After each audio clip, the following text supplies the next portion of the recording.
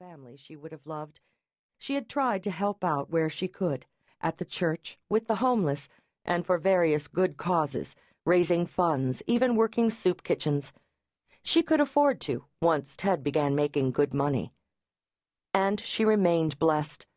At 65, she was no spring chick, but she was in good health, good shape, and pleased mainly for Ted's sake, that people would say what an attractive woman she was. "It's food, Ted. Nothing but a little food," she assured him. "And the last handout we're giving, since we're setting off on our own excursion." He sighed, and a small smile crept over his face. Coming to her, he wrapped his arms around her. "How did I get so lucky?" he asked. "Chance?" she teased, smiling. He gave her a swat on the bottom. She giggled. Flirting was fun. They were older now, so a pat on the behind didn't lead to an afternoon in the handsome master cabin. Forget Viagra. He had a heart condition. She wouldn't let him take it. When there was this kind of amazing affection and closeness after so many years, nothing needed to be pushed. In his arms, she thought with wonder what a great life they'd had together, and how wonderful it was that they still had each other, and the retired. They could go anywhere, live out their dreams, explore, wherever the whim took them, and do it all in luxury. "Okay, woman, we're moving on, so go and be Lady Bountiful, and then we'll get cracking," he said firmly. "Right." Molly headed for the ladder that would take her to the deck, her bag of goodies in her arms.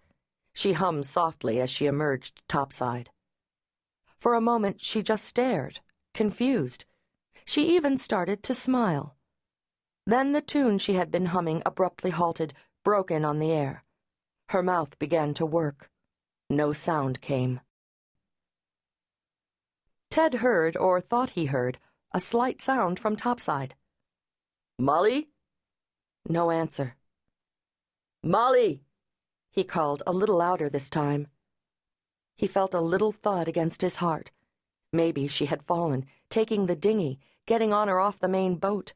Hurt herself. Worse. They were neither of them young. What if she'd suffered some kind of attack?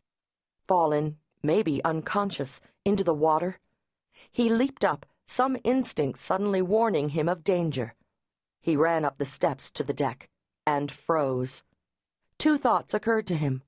What an ass he had been! And then, Molly.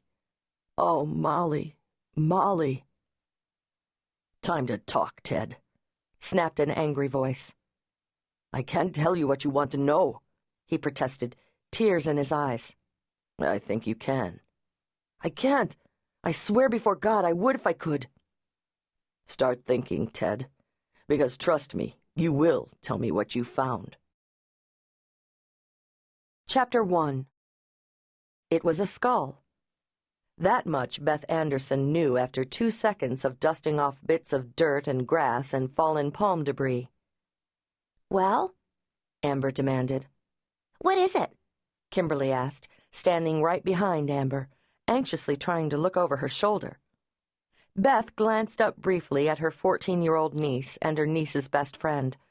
Until just seconds ago, the two had been talking a mile a minute, as they always did, agreeing that their friend Tammy was a bitch, being far too cruel to her best friend Aubrey, who in turn came to Amber and Kimberly for friendship every time she was being dissed by Tammy.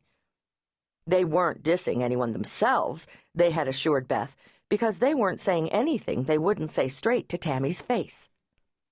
Beth loved the girls, loved being with them, and was touched to be the next best thing to a mother for Amber, who had lost her own as an infant.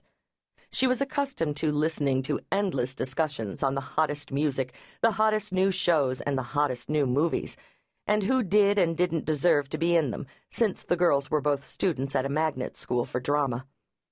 The main topic on their hot list had recently become boys. On that subject, they could truly talk endlessly. But now their continual chatter had come to a dead stop. Kimberly had been the one to stub her toe on the unknown object. Amber had been the one to stoop down to look, then demand that her aunt come over. "Well?" Kim prodded. "Dig it up, Beth."